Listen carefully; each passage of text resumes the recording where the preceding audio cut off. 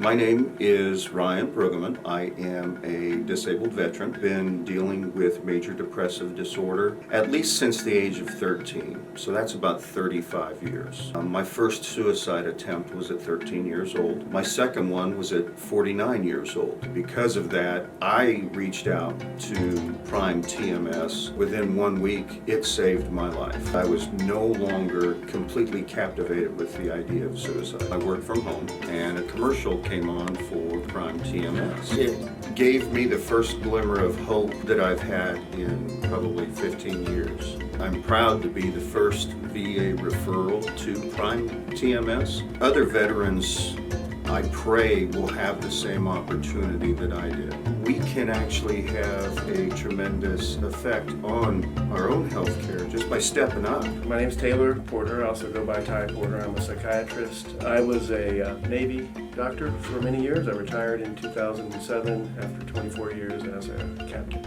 The thing that has been a pleasant surprise is that the barriers to treatment appear to be a little bit less with the Veterans Administration system. They seem to be more forward-thinking. How did you go from the Navy to Prime TMS? Oh, well, let's see, that was, when I was at the Menninger Clinic, there was a guy there in the late 90s that had one of the early coils, the TMS devices. I would let him teach the residents, and he'd turn it on and put it on his head. So I became very intrigued about it, even back then, and I've kind of followed it along. I had always wanted to get TMS because of the promise that it held. Just within the first week of treatment, astounding differences in my life. My level of anxiety went from 100 to 0.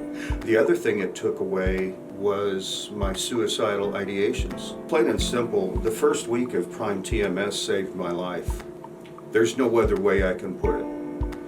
I was in such a horrible state. I was considered a high suicide risk. Had I not started TMS when I did, I don't know that I would even be here right now. Call it God, call it coincidence, call it whatever, but there was a reason I saw Garrett on TV that day. I couldn't be more thankful for where I'm at now. I just, that's all I can say is definitely saved my life. I was in the service 1996 through 2001. Ended up severely injuring my shoulder. I was still healthy enough, even with multiple surgeries, to follow my dream when I got out and went into law enforcement at that point. What were your law enforcement tours? Are you still active? 1993, I was a volunteer firefighter for about 4 years. Then I went into the military, came out, went into law enforcement, basically was in law enforcement and also a volunteer firefighter. And then that's when I went to work for the VA. The treatment right now is shown most of its scientific evidence for depression. Basically, any form of depression that is interfering with their life that's not getting better. I really appreciated the consultation that we had. Talking with you, it was more not an assessment more than it was just, a intelligent conversation that I really enjoyed. The little things are starting to really show up. My son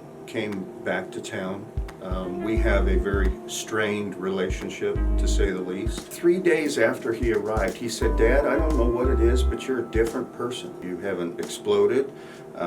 Because I used to be very explosive. And one of the reasons I think I lost my family. He felt I was a different person.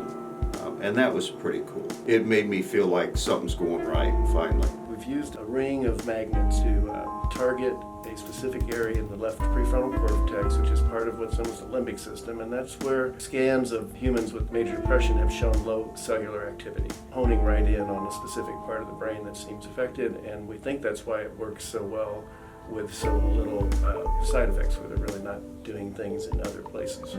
The best way I can describe it, like a woodpecker. If you put a football helmet on, let a woodpecker land on your shoulder and let it beat, on your head, there's no pain. I like to just close my eyes and just kind of meditate on good thoughts, put positivity in my mind while I'm going through the treatment itself. That's one of the things I struggle with now is having some form of purpose. Coming out of this deep depressive state that I was in, That's one thing now that I'm really trying to focus on is what is going to be the purpose of my life at this point. Less than 8 weeks ago, I felt like there really is nothing for me. Why not go ahead and just quit? I put myself out there. I didn't just put myself out there, I threw myself out there. Every single one of my Facebook friends, and probably their friends, now know my story. I'm not ashamed of it. I want someone to benefit from the horrific mistakes that I feel like I've made in my life. There is a hope out there. My whole life, I've either been in law enforcement or firefighting, military, and then law enforcement again, and then working for veterans. Putting myself out there gave me a purpose of just sharing the possibility of someone else getting this treatment and changing their life like it's changed mine. Right now, you're fighting a different foe, less visible one, the foe of people not understanding, of not being advocates for themselves. It's a little bit different, I imagine, than car wrecks, fires, and bad guys, but it's you're still fighting the fight for other people. And I guess maybe that's why, trying to be so open, but I want to feel like that I'm helping someone. That's been my whole life, Pretty clear. That's pretty clear. Pretty clear. The trouble is I've always taken care of everyone else and never really taken care of myself. Well, it's a pretty classic trait of caretakers. As veterans, take control of your health care. My biggest recommendation is for veterans to talk to your therapist. Let them know if something's working or if something's not working. Don't just, watch a testimonial and move on.